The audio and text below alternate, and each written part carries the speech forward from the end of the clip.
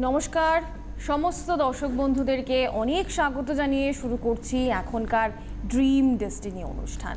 আমি জানি যারা আপনারা অনুষ্ঠান দেখছেন তাদের মধ্যে অনেকেই এই সময়টায় হয়তো একটু বিচলিত, ভাবছেন যে এরকম একটা কঠিন পরিস্থিতি আমরা কি করে পার করব। বিশ্বাস রাখতে হবে যে এই কঠিন পরিস্থিতি আমরা পার করতে পারবই। শুধুই বিশ্বাস না, একেবারে নিজেকে সেই একমাদ্বিতীয় ঈশ্বরের কাছে সমর্পণ করে দিন। সেই ডিভিশনটা নিয়ে আসুন নিজের মধ্যে, ততটাই পিউরিফাইড করে ফেলুন ভেতর থেকে নিজেকে, যাতে আপনার প্রার্থনা ঈশ্বরের কাছ অবধি অবশ্যই পৌঁছে যায় এবং তিনি সেটা গ্রান্ট করেন। এই জায়গা থেকে কিন্তু আপনাদেরকে এগিয়ে চলতে হবে। আজকের অনুষ্ঠানটা থাকবে সেইভাবেই, কি করে এই বিপদ থেকে বেরিয়ে আসবেন, কি করে নিজের টেনশনটা কমাতে পারবেন আপনারা জেনে নেব আপনাদের এবং আমাদের ড্রিম ডেস্টিনি মেকার শ্রীমণি ভাস্করের কাছ থেকে। নমস্কার স্যার, আজকে অনেকগুলো প্রশ্ন আপনার জন্য রয়েছে। প্রথমত আমি চাইবো সেই সমস্ত মানুষদের পক্ষ থেকে জানতে যে আমরা মনে করি ঈশ্বরের কাছে সব কিছু দিয়ে প্রার্থনা করছি, কিন্তু প্রার্থনায় সাড়া মিলছে না, কেন সাড়া মেলে না?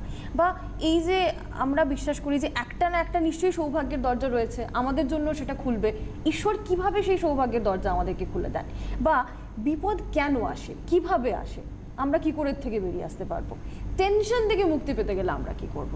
এই অনেকগুলো প্রশ্ন আজকে আপনার কাছে থাকবে। প্রথম প্রশ্ন তাহলে হচ্ছে প্রার্থনায় কেন সাড়া মিলছে না? প্রথমত বলি, আমাদের যে কোনো পীড়া কেন আসে, পীড়া, এটা তো পীড়া। পীড়া আসার তিনটে কারণ। একটা হচ্ছে আধ্যাত্মিক, আধ্যাত্মিক মানে ঈশ্বরের নাম নয়, অধিক মাত্রায় আত্মিক, দ্যাট ইজ কল্ড আধ্যাত্মিক। অধিক মাত্রায় আত্মিক, এটা হচ্ছে আধ্যাত্মিক, মানে comes from you, from your core of your soul. দ্বিতীয় হচ্ছে আদি ভৌতিক। পীড়ার কারণ তিনটি: আধ্যাত্মিক, আদি ভৌতিক, আদি দৈবিক। আদি ভৌতিক মানে হচ্ছে, ভৌতিক মানে ভূত নয়, ভৌত বিজ্ঞান আমরা কি বলি, ফিজিক্যাল সায়েন্স। এখানকার যে ফিজিক্স মানে আমরা যেখানে থাকছি, আমাদের সমাজ, আমাদের বাড়ির বাস্তু, আমরা কোন জায়গায় থাকছি এবং তাদের সঙ্গে কীভাবে কী অ্যাটিটিউড করছি, সমাজ, সংসার, ফ্যামিলি মেম্বার, বন্ধুবান্ধব, এটা হচ্ছে আদি ভৌতিক। আর আদি দৈবিক মানে coming from the stars and the wish and the intentions of god and the divine powers. মানে ডিভাইন পাওয়ার্স মানে দেবতাদের কথা বলছি আমি। ঈশ্বর তো একজন, তার ডিভাইন হ্যান্ডস হচ্ছে বিভিন্ন রকম দৈবিক পাওয়ার। তাদেরকে আমরা কখনো রুদ্র বলি, কখনো শিব বলি, কখনো নারায়ণ বলি, বিষ্ণু বলি, লক্ষ্মী বলি, সরস্বতী বলি। তার ডিভাইন হ্যান্ডস, সেটাই হচ্ছে তাদের ইন্টেনশন কি, তারা কেন করছে। দেখুন, আমরা প্রতিদিন, আমাদের মধ্যেই তো ঈশ্বর আছেন, ঈশ্বরের সন্তান আমরা। আমরা প্রতিদিন প্রতিটা সেকেন্ডে কিছু করে শ্বাস নিচ্ছি, শ্বাস ছাড়ছি, শ্বাস নিচ্ছি, শ্বাস ছাড়ছি, জীবন নিচ্ছি, জীবন যাচ্ছে। এটা একটা সাইকেল, এটা ভেবে লাভ নেই।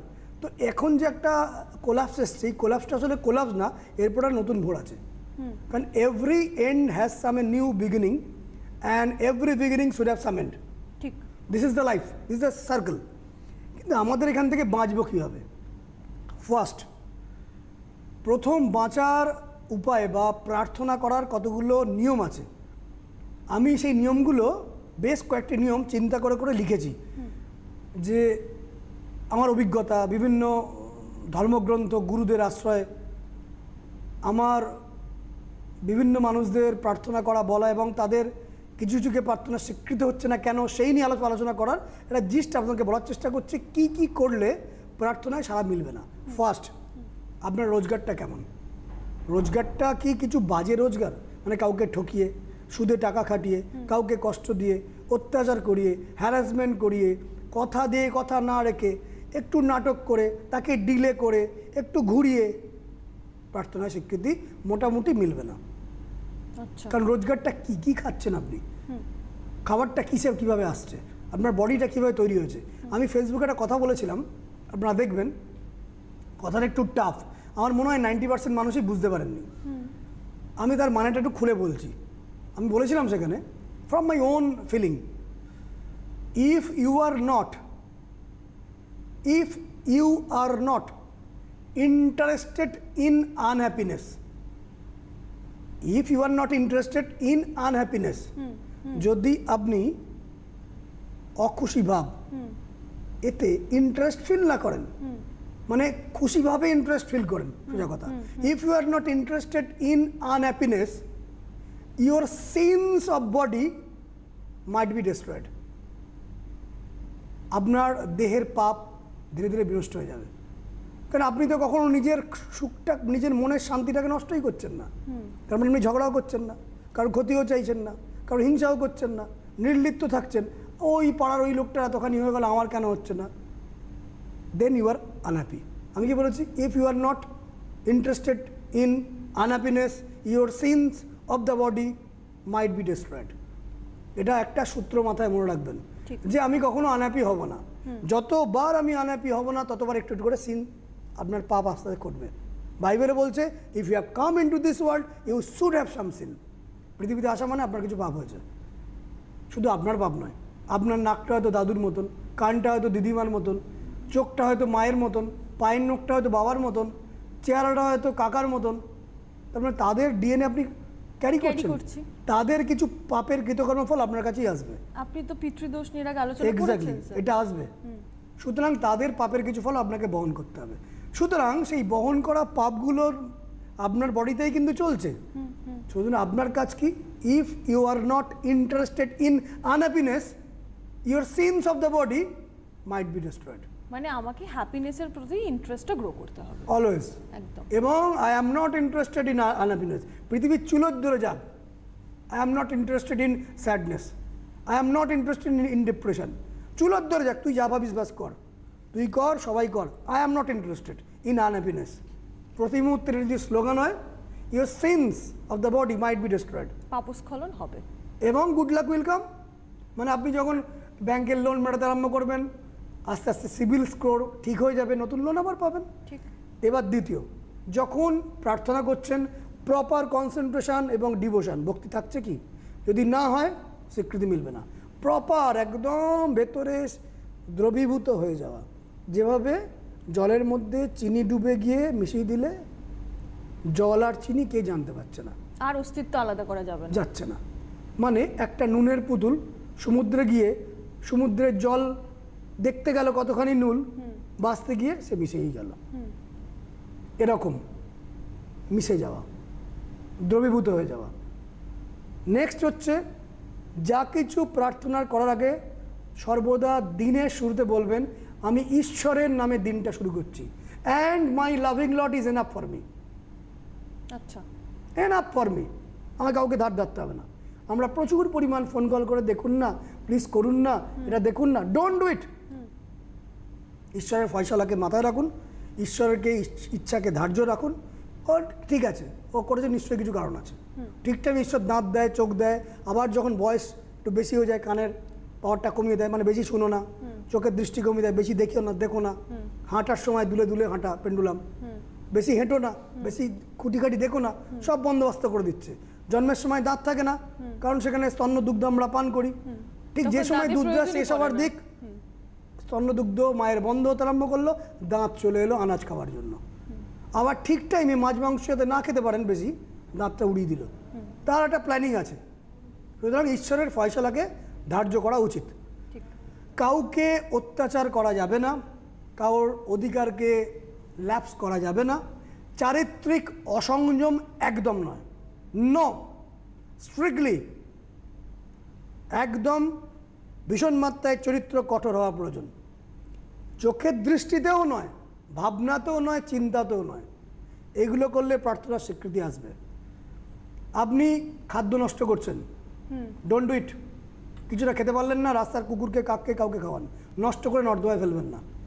আপনি যদি দান না করেন, কিছুটা দান, কিছুটা সামান্য কিছু দান, সেটা যা কিছু, এমনি যা কিছু না, প্রোডাক্ট দান করার ক্ষেত্রে বিপদ আসতে পারে।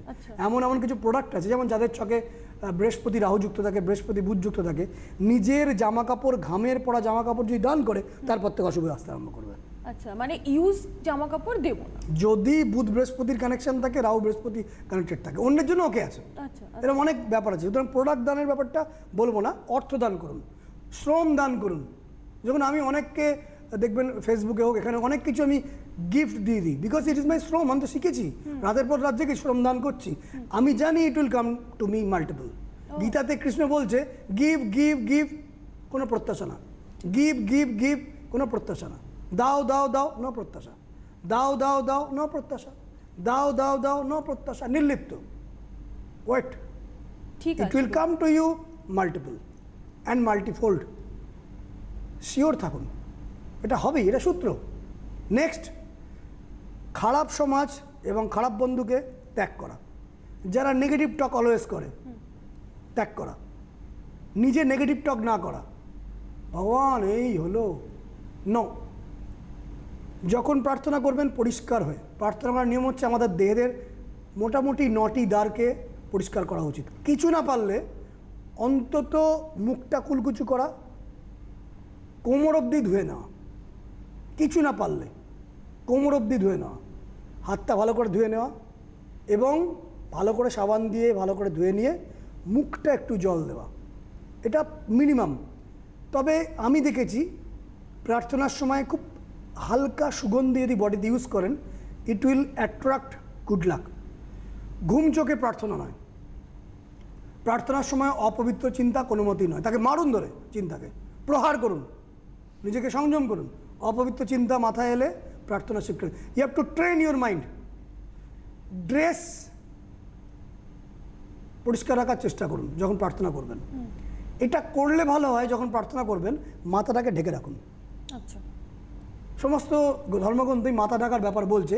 আমার মনে হয় মাথা ঢাকার সাথে কিছুটা কনসেন্ট্রেশন লেভেলের ব্যাপারটা আছে। মাথাটা ঢাকলেই সঙ্গে সঙ্গে একটা কনসেন্ট্রেশন চলে আসে। যেমন নারীরা দেখবেন ঘুমটা দিয়ে দেখেন, একটা কনসেন্ট্রেশন আসবে। আমি দেখবেন মাথায় দিয়ে রাখি, আমার কিন্তু টাক নয়, যথেষ্ট চুল আছে। আমি ঢেকে রাখি কারণ it can give me some concentration, some devotion. Always I can focus myself. আমি বলছি না সর্বদা আপনার থাকুন, বাট প্রেয়ারের সময় আপনি থাকুন। আমি সর্বদাই থাকি। প্রেয়ারের সময় কনসেন্ট্রেশন ভীষণ বাড়ার জন্য এটা করতে পারেন।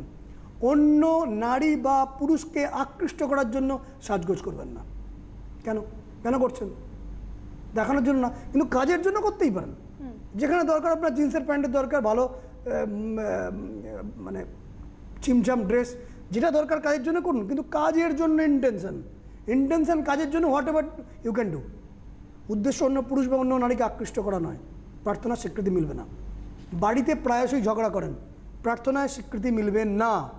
প্রায়শই ঝগড়া করছেন, সমাজ পৃথিবীর সঙ্গে খিটখিট খিটখিট করছেন, প্রার্থনায় সাড়া মিলবে না।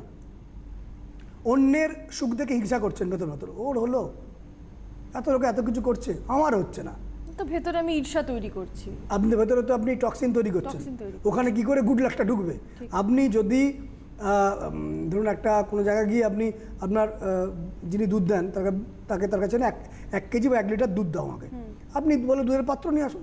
দুধের পাত্রের মধ্যে দেখছেন যখন দিয়ে এসছে, তখন ওই দুধের পাত্রের মধ্যে 50% নর্দমার জল, বাকি এটুকু জায়গা রয়েছে, ওখানে দুধটা দিলে কী হবে?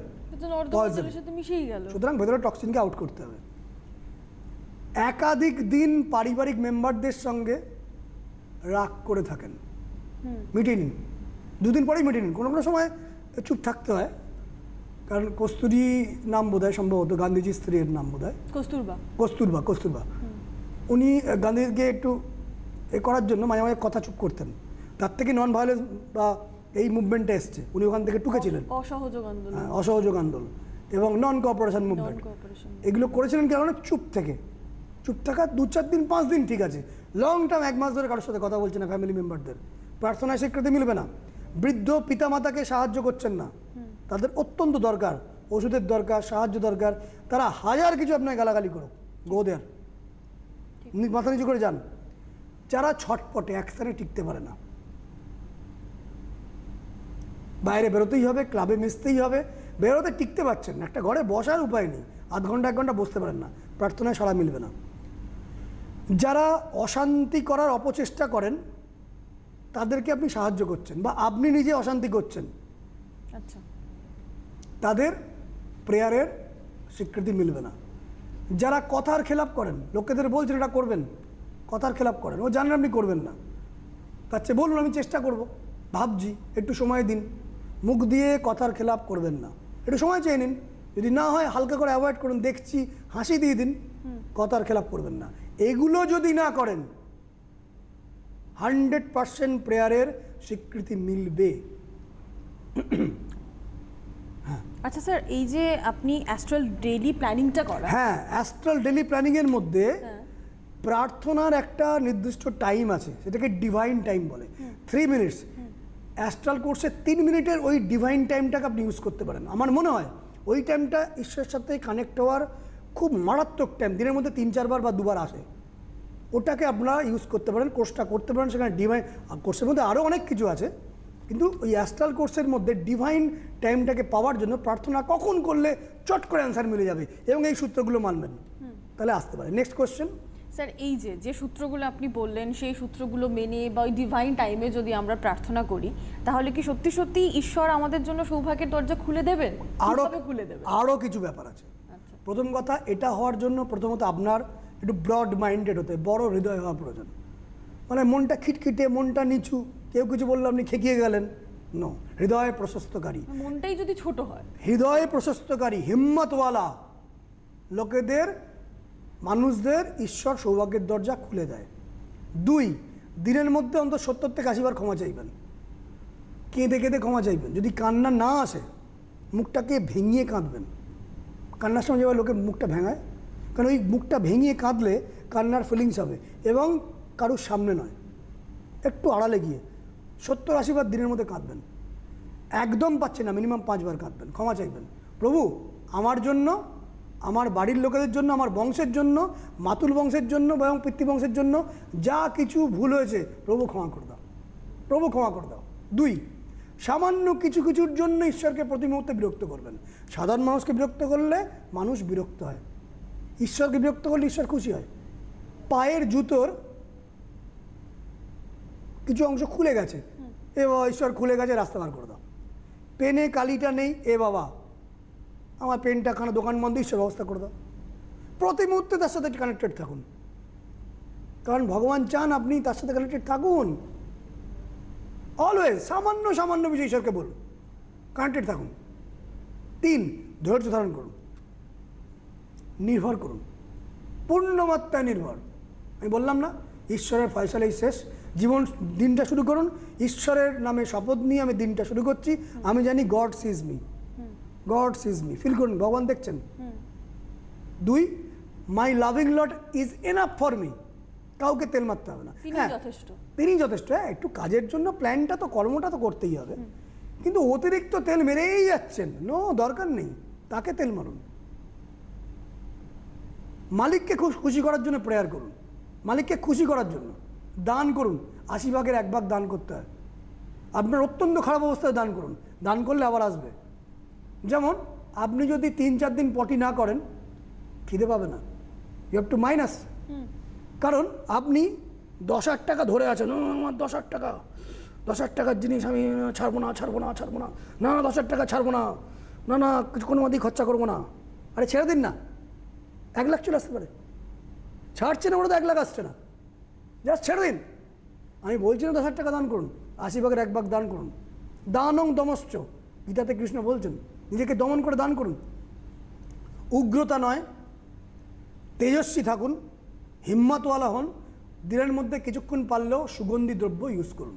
এটা হচ্ছে সৌভাগ্য আসার অন্যতম শর্ত। এছাড়া আমি অনলাইনে বলে দিই কাদের সাপোর্টিং গডকে, আরাধ্য গডকে, সাপোর্টিং গডকে আমি বহুবার বলেছি।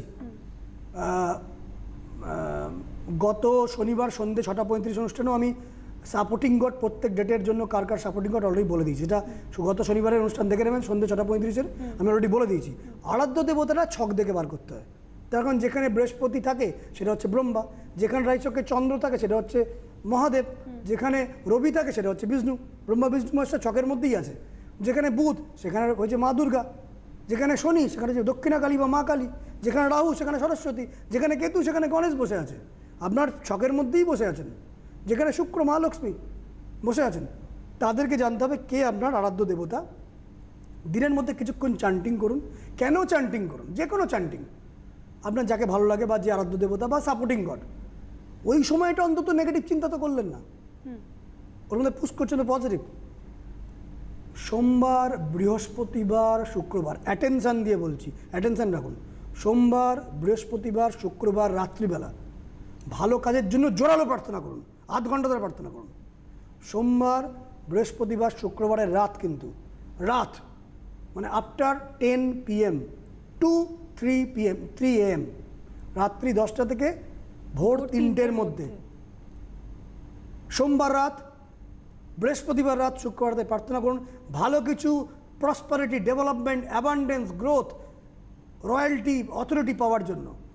আর কোনো ক্রিটিক্যাল সমস্যায় পড়েছেন, কোনো কেউ ডিস্টার্ব করছে, পেছনে লাগছে, ক্রনিক সমস্যা, শত্রুতা, অশান্তি, ঝঞ্ঝাট, আইনত ট্রাবল, মঙ্গলবার শনিবার রাত্রিবেলাটা ট্রাই করুন, ওইখানে কিন্তু খাবার আছে সৌভাগ্যের দরজা খোলার জন্য। Next question sir. আচ্ছা, আর একটা বলি, হ্যাঁ স্যার। সৌভাগ্যের দরজার শ্বাসের দিকের একটা ব্যাপার আছে। শ্বাস কখন কোন দিকে শ্বাস চলছে, শর্টকাটে ফর্মুলা বলে দিই, সময় খুব কম। বাঁ নাক দিয়ে শ্বাস যখন চলবে তখন হালকা কাজ করুন, ঝগড়াঝাটি, ট্রাবল কিছু করবেন, হালকা মিষ্টি মিষ্টি কাজগুলো করুন। ডান দিকে যখন শ্বাস চলবে তখন অ্যাগ্রেসিভ কাজগুলো করুন, কোনো বড় ডিসিশন নেওয়া, বড় মিটিং করা, লোককে কিছুটা ডোমিনেট করা। নিজের তো একটা পাওয়ার দেখাতেই হয় কোনো জায়গায়, ডোমিনেট করা মানে তাকে অত্যাচার করা না।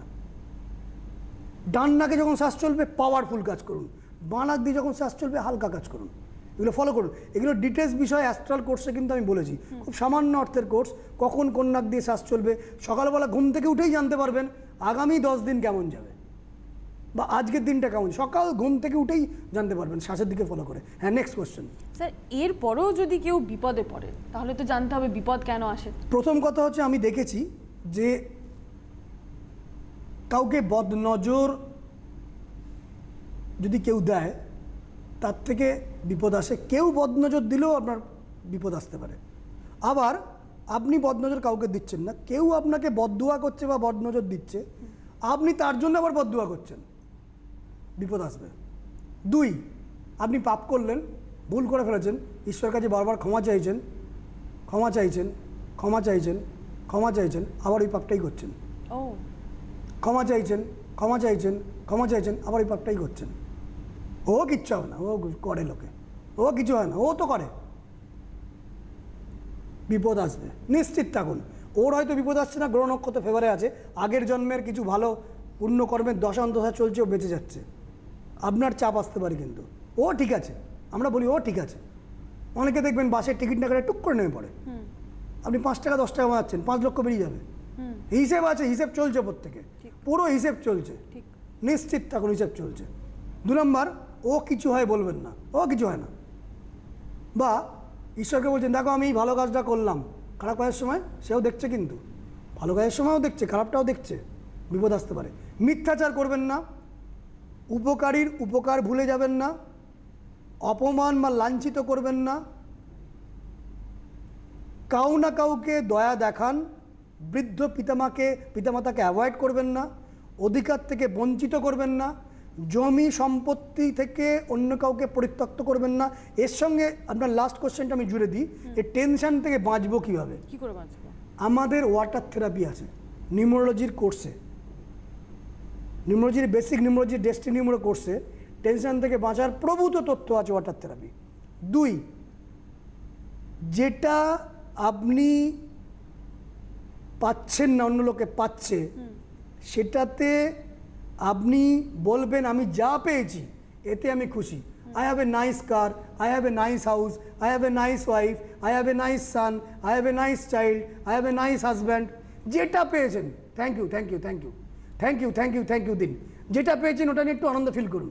আর জীবনে অনেক কাল আগে হয়তো কোনো একটা ভালো কিছু পেয়েছেন, ওটাতে চিন্তা করুন, খারাপটা নয়, that will come to you multiple.